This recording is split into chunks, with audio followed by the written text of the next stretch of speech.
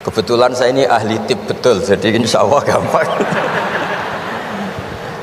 Saya tadi tersanjung lah dipuji Pak Munjid, katanya saya ini orang yang gampang saja menangani macam-macam. Memang faktanya gampang, dunia ini tidak ada yang susah. Yang susah itu tadi kata Abi Quraisy, hati kamu dikelola nggak apa-apa, gampang. Saya beri contoh begini.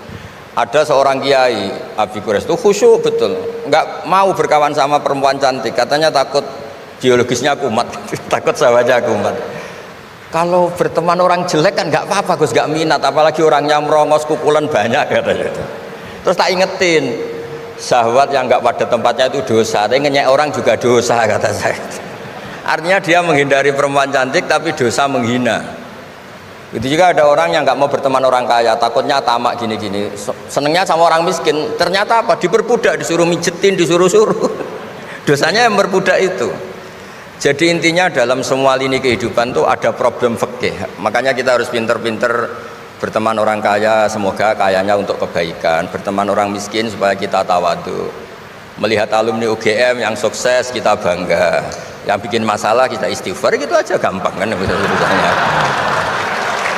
Artinya kiai juga sama, kiai itu punya alumni yang jadi kiai, alhamdulillah, yang nggak jadi kiai problem, dan kita istighfar semua di semua kehidupan kita. Nah, kata bapak, ini bapak saya, kalau pagi-pagi Abi Quraisy itu ada orang nyun sewu, orang miskin, sholatnya pas-pasan, pakai celana pendek, pagi-pagi rokok di warung. Bapak itu mesti bilang gini, hak, aku sing kiai mesti sebahagia itu.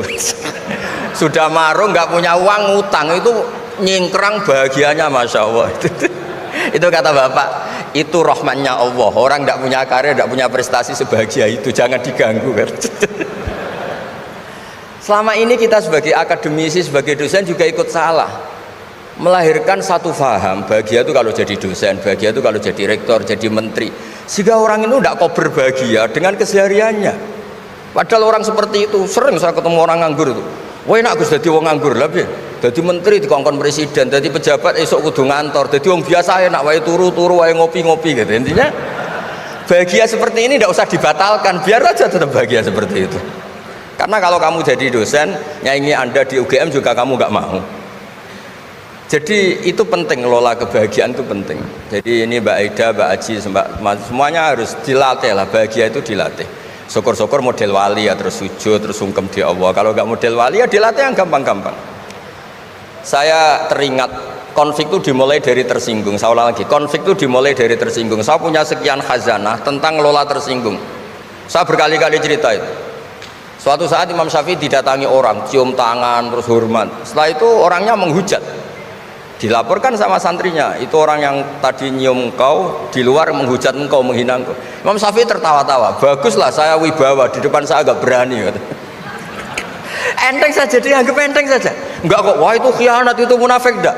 Alhamdulillah saya wibawa, buktinya di depan saya tidak berani.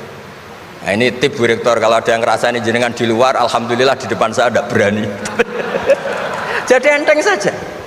Diceritain lagi, orang separuh dari kampung ini enggak suka jenengan Imam Syafi'i karena engkau terlalu ngendikan hak. Baguslah, kalau enggak suka saya berarti enggak ngutang saya. Yang masalah tuh yang suka-suka itu bisik-bisik minta-minta. Jadi dianggap enteng saja. Kalau Anda sudah bisa ngelola konflik seperti itu, ringan saja. Ada lagi ulama disuruh ke tetangganya, setelah datang ke rumahnya, irji falah hajata libik, sudah kamu kembali, saya tidak butuh kamu. Setelah sampai rumah dipanggil lagi, ya saya jadi butuh kamu, silahkan ke rumah. Datang lagi sampai 3 kali. Dan setiap dari 3 itu ulama tadi senyum, senang, puas sekali. Akhirnya pemuda tadi tanya, engkau saya bully, saya kerjain kok tetap seneng ceria. Sampai 3 kali. Ayo datang ke rumah saya. Setelah sampai rumahnya, sudah pulang aja, saya tidak butuh kamu.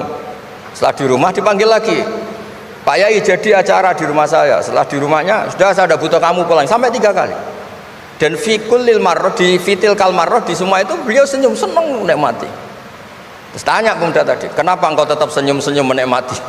Saya ini penghamba Allah sejati, senang saya sama ajarannya Allah, disuruh menghormati tetangga. Kamu tetangga saya, minta saya datang ya datang, puas kamu nyuruh saya pulang ya saya pulang. Alhamdulillah saya jadi hamba Allah yang baik, ngikuti perintah Allah, hormat tetangga, katanya. Sama kita di Indonesia gitu. Kalau Anda tidak sefaham dengan presiden atau dengan bupati, perintah Allah itu hubungan dengan mereka baik. Cocok tidak cocok harus baik. Itu perintah Allah.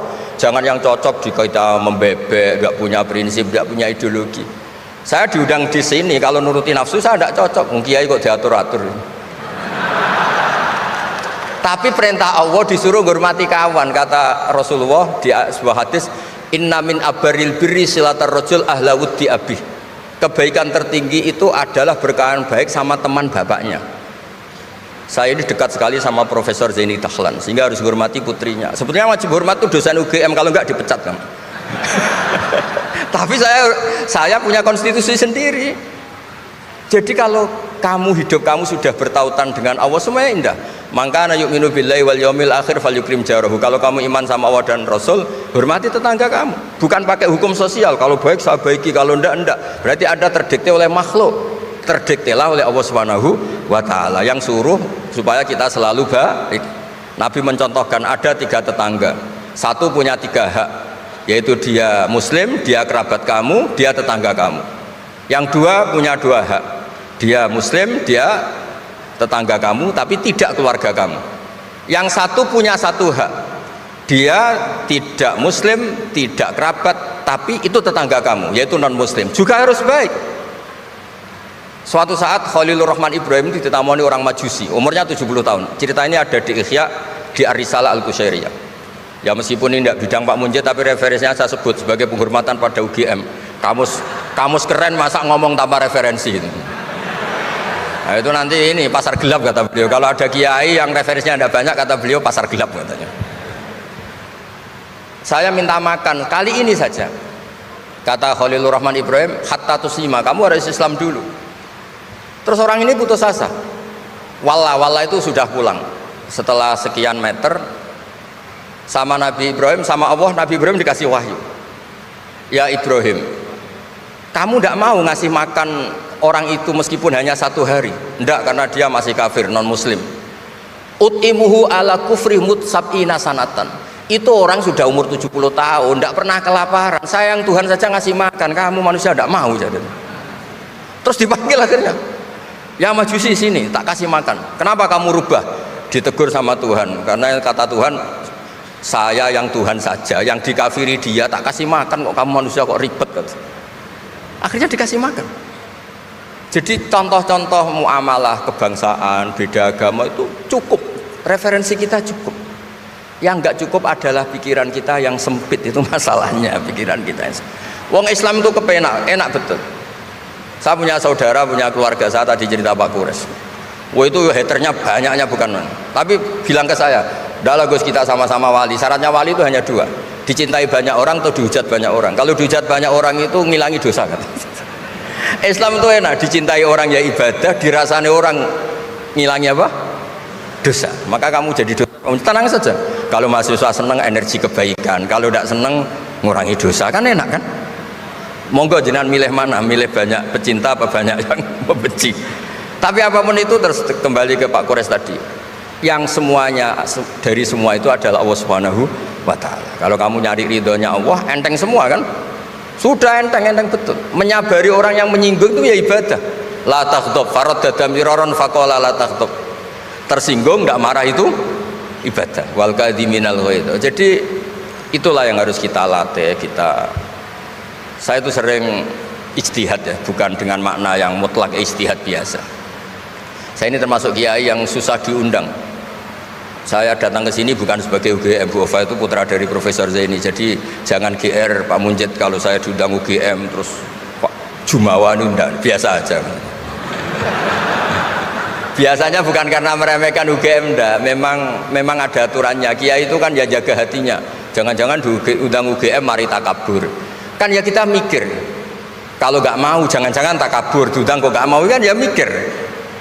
Ini cerita Pak Kores, ini kisah nyata. Saya tuh pernah diterima kasih kiai kecil.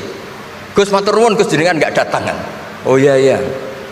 Kalau di dunia kiai itu kiai kecil kan diundang acara-acara kecil. Ya kira-kira salam tempel 200.000 lah kira-kira gitu. Gara-gara saya tidak datang dia lakon itu ya lakon dia yang disalami template, yang dicium. Oh itu kalau jenengan datang saya mahjub, saya tegak kanggo gitu. Jadi dianggap uang 200.000 itu dari saya. Ternyata menghadiri acara kecil itu tidak solusi juga. Kalau kita kiai besar datang ke acara kecil, ini namanya menghentikan rezekinya yang kecil. Itu ibarat toko besar dekat kelontong kecil gitu.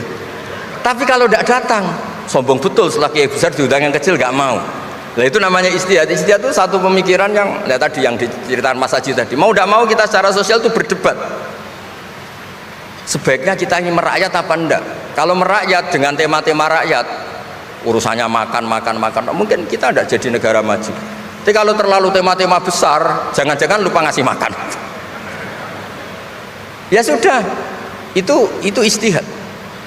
Ini yang terakhir saya cerita perbedaan pendapat. Dulu Al Haris Al Muhasibi itu pernah punya ide. Ini temannya Imam Ahmad, temannya Imam Syafi'i.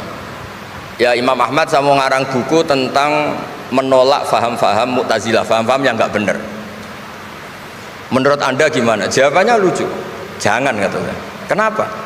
Sebelum Anda membantah mereka, meluruskan mereka, pasti Anda cerita argumentasi mereka.